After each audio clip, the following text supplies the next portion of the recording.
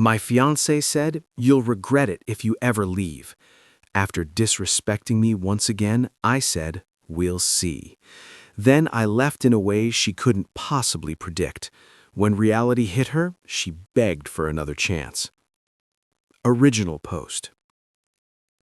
I, 29, male, sat in my car outside the restaurant, watching through the window as my fiancée, Celeste, 27, laughed with her friends. Not just laughing, she was pointing at her phone at my text, asking where she was. She was an hour and 40 minutes late to our anniversary dinner. This wasn't new. 3 years together, 1 year engaged, and respect had become optional for her.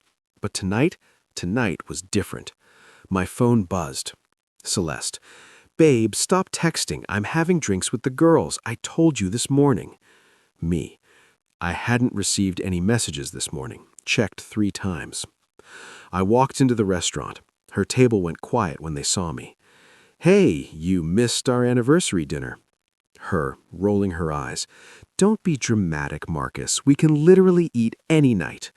Her friend Jade, snickering. "Someone's in the doghouse. He'll get over it. He always does." Celeste, turning to me. "Babe, you're embarrassing me. Just go home. I'll be there later." Me. "We need to talk, now." Her. "Oh my God, fine." To her friends. "See what I deal with?" Outside, she crossed her arms. Her. "What's your problem? It's just dinner." Me. "It's not just dinner. It's our anniversary. It's you being 2 hours late. It's you laughing about it with your friends." Her. "You're being so sensitive. This is why I need space sometimes. You're suffocating." Me. "I'm done, Celeste. This relationship is over." Her whole demeanor changed. Eyes narrowed. Her. "You're not serious." Me. "Completely serious. I'll move my stuff out this weekend." She stepped closer, voice dropping. "You'll regret it if you ever leave. You have no idea what you're throwing away. No one else will put up with you like I do. You'll come crawling back and I might not take you." Me. "We'll see." Her. "What's that supposed to mean?" Me. "It means we'll see. Enjoy your drinks." I left her standing there. She didn't know I'd already made arrangements. See, Celeste lived in my apartment. Not on the lease, just moved in gradually. Paid no rent because she was saving for our future. Her stuff had taken over everything. My gaming setup relegated to a corner. My office turned into her closet. My life compressed to make room for hers. She also didn't know I'd accepted a job offer in another state, remote position with occasional office visits. Been planning it for weeks as her disrespect escalated. The anniversary dinner was my last attempt to see if anything was worth salvaging. I got my answer that night. She came home at 3 a.m., tried to slip into bed like nothing happened. Celeste, whispering, "Babe, you awake? I'm sorry about earlier. Let me make it up to you." I pretended to be asleep. She'd apologize like this sometimes. Just words, no change.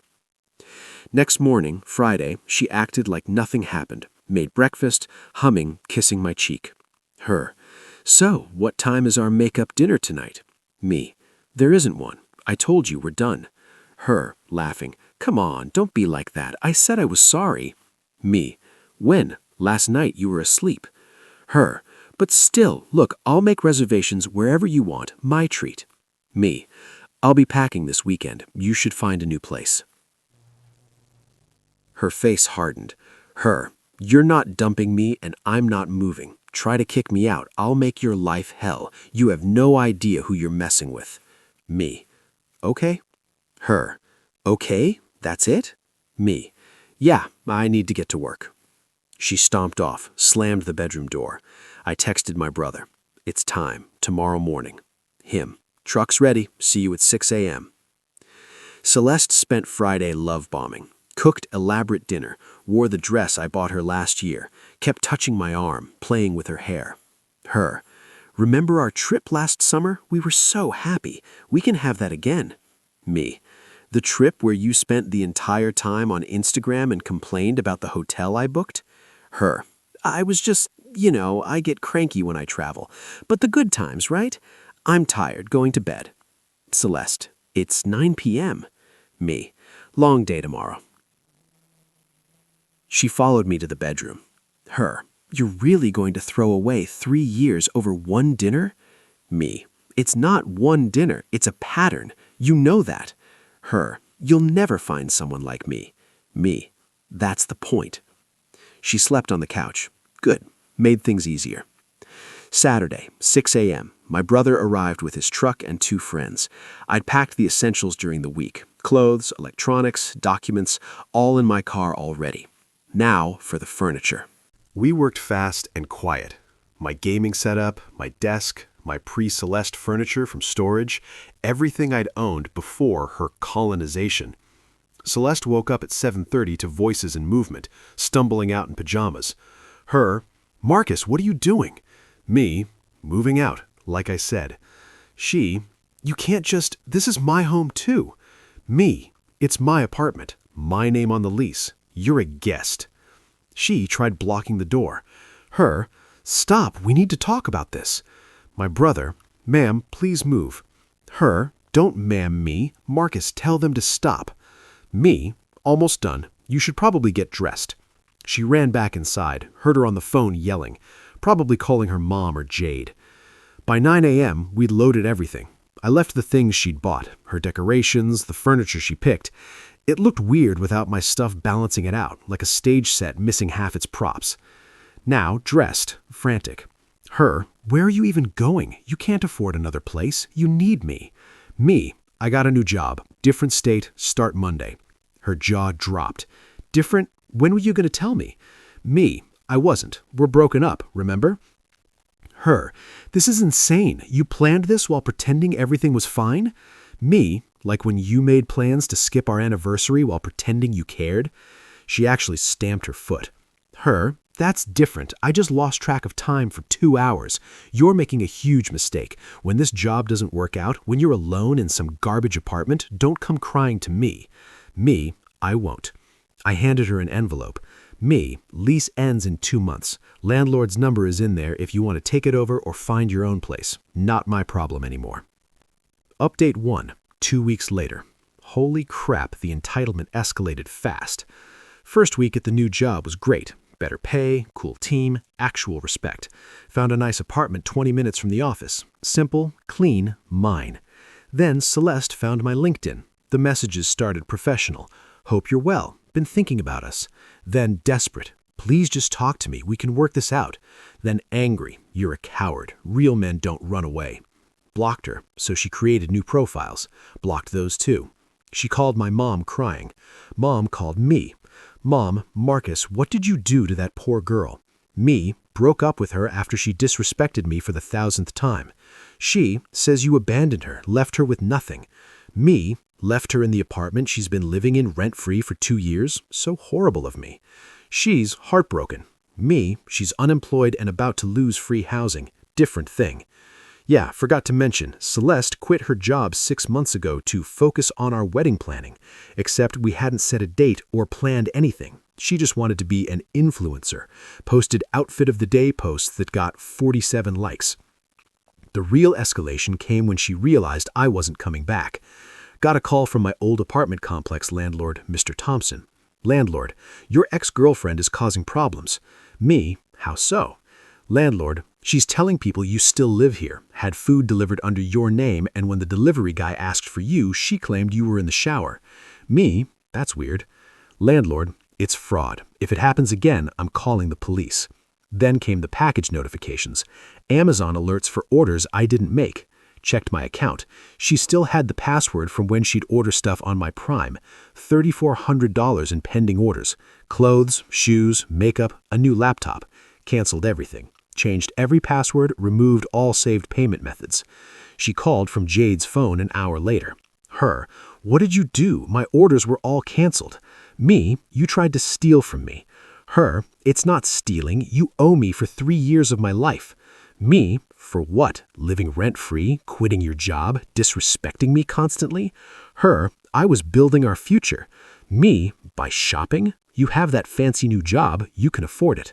Her, not the point, don't contact me again. Me, or what, you'll run away again? Me, or I'll file a police report for attempted theft and harassment. She hung up, but she wasn't done. Posted on Facebook about her abusive ex who abandoned her homeless and penniless, tagged mutual friends. Some believed her, lost a few friendships. Worth it to lose people who'd believe her without asking my side. My brother sent screenshots. She'd posted photos of our apartment, now just hers, looking empty and sad without my stuff. Caption, "He took everything and left me with nothing. This is what narcissistic abuse looks like." The comments were wild. Her enabler friends rallying, "He never deserved you. Sue him for emotional damage. King behavior leaving a queen." Then someone logical chimed in. "Wait, didn't you post last month about skipping his birthday dinner for a party?" Celeste deleted that comment real quick. But the best part? Reality was setting in. She had 6 weeks to find a new place. No job, no savings because she spent everything on clothes and drinks with friends, no backup plan because she never thought I'd actually leave. Her mom called me next. Her mom, "Marcus, honey, can we talk about Celeste?" Me, "No." Her mom, "She made mistakes, but she loves you." Me, "She loves what I provided. There's a difference." Her mom, "She's struggling. Can't you help with just a few months' rent?" Me, "Ask her what happened to the engagement ring I bought her." Silence. Because we both knew she'd returned it months ago for cash without telling me. Found out when I tried to check the insurance. Her mom, She needed money for more drinks with Jade, another handbag?" "You're being cruel." "I'm being done. She wanted me gone, I'm gone. Choices have consequences." Hung up. Blocked that number 2. Got a notification from my credit monitoring. Someone tried to apply for a credit card in my name. 3 guesses who? Immediately froze my credit, filed a fraud report, saved all the documentation.